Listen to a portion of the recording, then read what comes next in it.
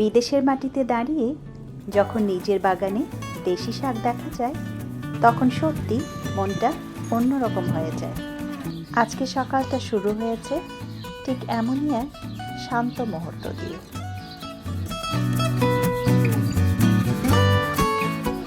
কেমন আছেন সবাই? আশা করি যেখান থেকেই আমার আজকের এই এপিসোডটি দেখছেন সবাই অনেক ভালো এবং সুস্থ আছেন। আমি নাহিদ, ইউএসএ বাংলাদেশি লাইফস্টাইল থেকে আপনাদের সবাইকে স্বাগত জানিয়ে শুরু করছি আজকের নতুন একটি এপিসোড। আজ শনিবার, ছুটির দিন। সকাল সকালই চলে এসেছি বাগানে কিছু শাক তুলে নেওয়ার জন্য। আর এই যে দেখেন বৈতার শাক, বাংলাদেশের খুব পরিচিত একটা শাক। এই সময়টায় বিভিন্ন জায়গায় এই বৈতার শাকগুলো নিজে থেকেই বেড়ে ওঠে। তবে শুধু শাকই না, আজকের ভিডিওতে থাকবে বাগানের ছোট ছোট গাছ, কিছু গাছের যত্ন, রান্নাবান্না আর বিকেলের শান্ত এক পার্ক ভিজিট, যেখানে প্রকৃতির মাঝে সময় কাটানোর একটা আলাদা অনুভূতি আছে। আর সবচেয়ে গুরুত্বপূর্ণ একটা বিষয়ও আজ আপনাদের সাথে শেয়ার করব। আমাদের দৈনন্দিন খাবার ও স্বাস্থ্য নিয়ে কিছু বাস্তব অভিজ্ঞতা ও চিন্তা। তাই শেষ পর্যন্ত সঙ্গে থাকবেন আশা করি। চলুন শুরু করা যাক আজকের এই দিনের গল্প।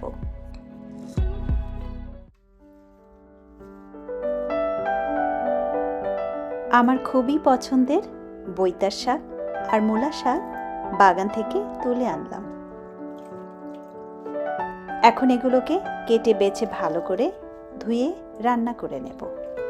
আর সঙ্গে থাকবে আলু টমেটো দিয়ে মাছের ঝোল।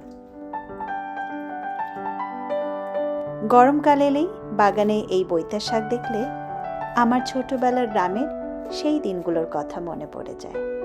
ভোরবেলা, বিশেষ করে শীতের সকালে আমরা চলে যেতাম গমের জমিতে শাক তুলতে। সত্যি বলতে কি, শাক খাওয়ার চেয়ে শাক তোলার আনন্দটাই তখন অনেক বেশি ছিল।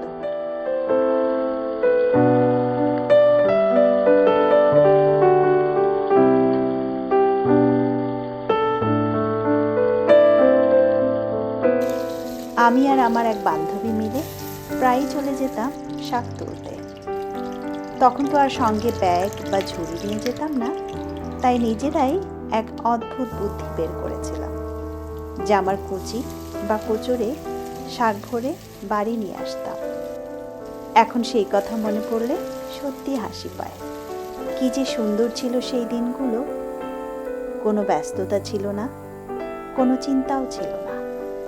ছোট ছোট বিষয়ে কত আনন্দ খুঁজে পেতাম। হয়তো সেই কারণেই আজও গরমকালে বাগানে এমন শাকসবজি দেখলে মনটা অন্যরকম ভালো হয়ে যায়। সত্যি বলতে গরমকালে আমার সবচেয়ে ভালো লাগার বিষয়গুলো একটি হলো বাগান করা,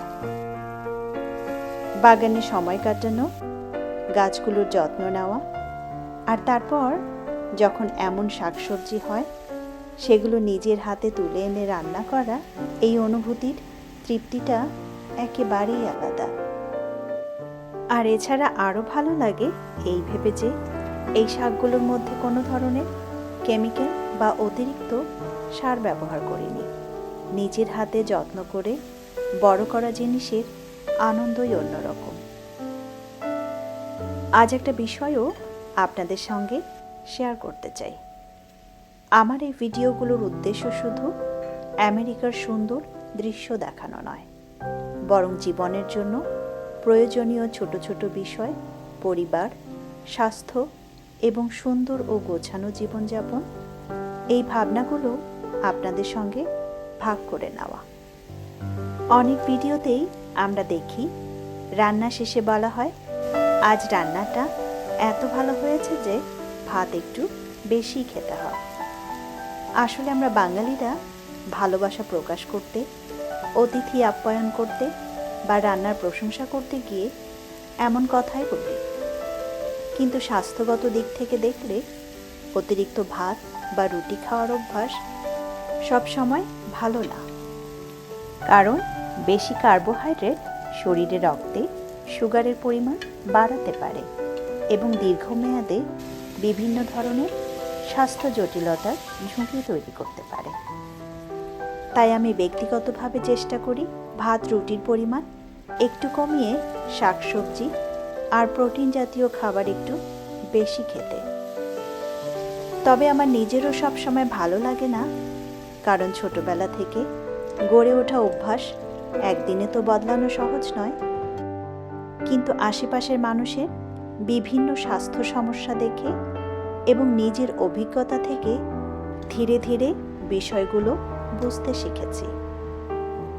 এখন অনেক সময় মনে হয় যদি এসব বিষয় আরও আগে জানতাম তাহলে হয়তো আরও আগেই সচেতন হতে পারতাম।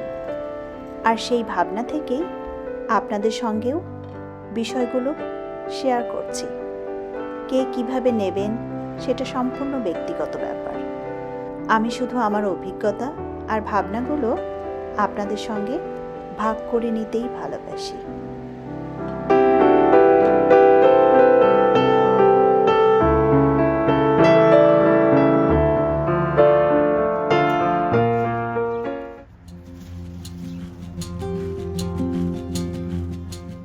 এখন বিকেল প্রায় 4টার মতো বাজে। আবারও চলে এসেছি বাগানে। এই যে পিওনি গাছগুলো ফুলের ভারে একদম হেলে পড়েছে। আগে প্ল্যান্ট সাপোর্ট রিং দিয়েছিলাম, কিন্তু এত বেশি ফুল ফুটেছে যে সেটাও যেন যথেষ্ট হচ্ছে না।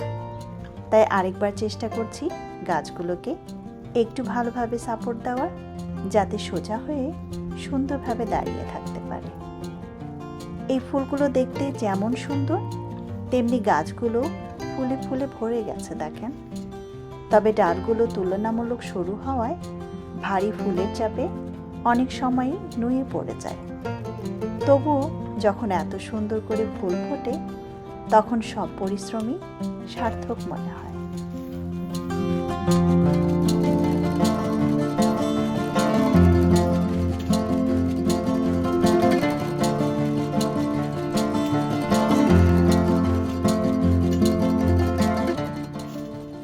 এদিকে এই পিটুনিয়া গাছগুলো বেশ কয়েকদিন আগে কিনে এনেছিলাম, কিন্তু সময়ের অভাবে আর লাগানোই হয়ে ওঠেনি। আজ ভাবলাম আর দেরি না করে এই হ্যাঙ্গিং বাস্কেটটাতেই লাগিয়ে ফেলি, পরে বারান্দায় ঝুলিয়ে দেব।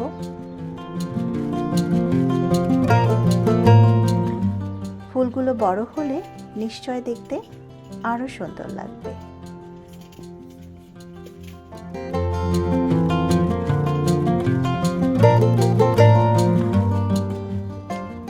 মজার বিষয় হলো, গাছগুলো কেনার সময় আমার মনে হয়েছিল প্রতিটি পটে হয়তো একাধিক চারা আছে, কিন্তু এখন লাগাতে গিয়ে দেখছি প্রতিটি পটে আসলে একটি করেই চারা রয়েছে।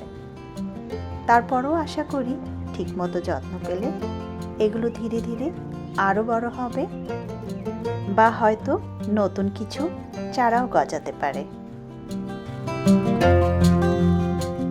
আপনারা হয়তো অনেকেই জানেন, এখানে নার্সারিতে গাছ কিনতে গেলে প্রায়ই দুটি শব্দ চোখে পড়ে।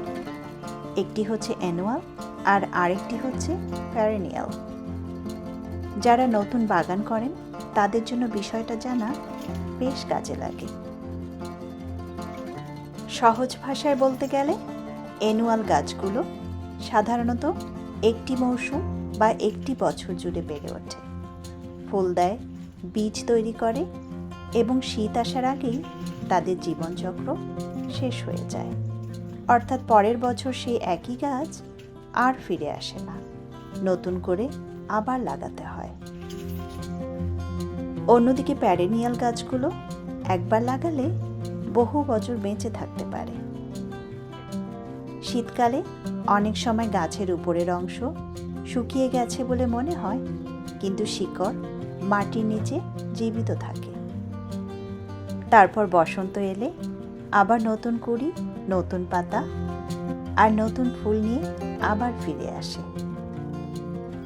বাগান করতে গিয়ে এই বিষয়টা আমার বেশ মজার লাগে, কারণ কোনো গাছের সৌন্দর্য হয়তো কয়েক মাসের জন্য আবার কোনো গাছ বছরের পর বছর একই জায়গায় থেকে বারবার নতুন জীবনে ফিরে আসে।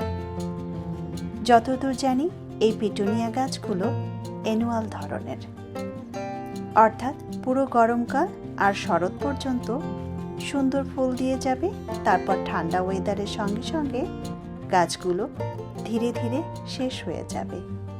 তাই এই কয়েক মাস যতদিন ফুল থাকবে ততদিন এর সৌন্দর্য উপভোগ করাই সবচেয়ে বড় আনন্দের।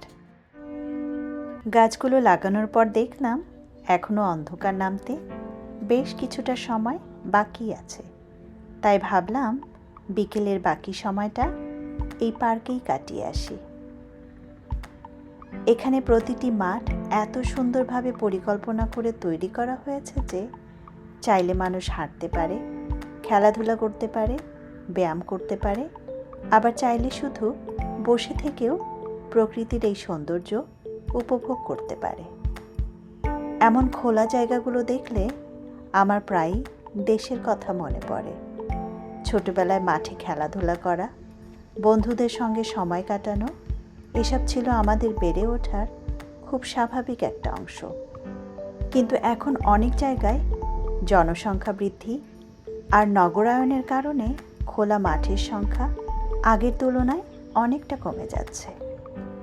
ফলে শিশুদের জন্য নিরাপদ ও উন্মুক্ত জায়গায় খেলাধুলার সুযোগও অনেক ক্ষেত্রে একেবারেই সীমিত হয়ে পড়ছে। আমার মনে হয় মানুষের শারীরিক ও মানসিক সুস্থতার জন্য এমন খোলা সবুজ জায়গার খুব প্রয়োজন।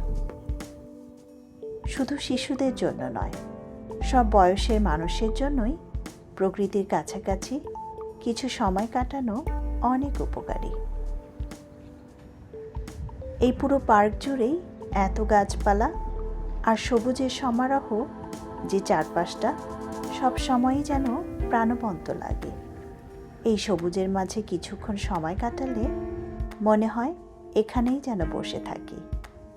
কিন্তু সব সুন্দর সময়েরই তো একটা শেষ আছে, তাই আজকের এপিসোডটাও এখানেই শেষ করছি। এখন আমাদের বাসায় ফিরে যেতে হবে। কথা হবে আবারও কোনো নতুন ভিডিওতে, নতুন কোনো গল্প নিয়ে। ততক্ষণ পর্যন্ত সবাই ভালো থাকবেন, সুস্থ থাকবেন। শুভরাত্রি।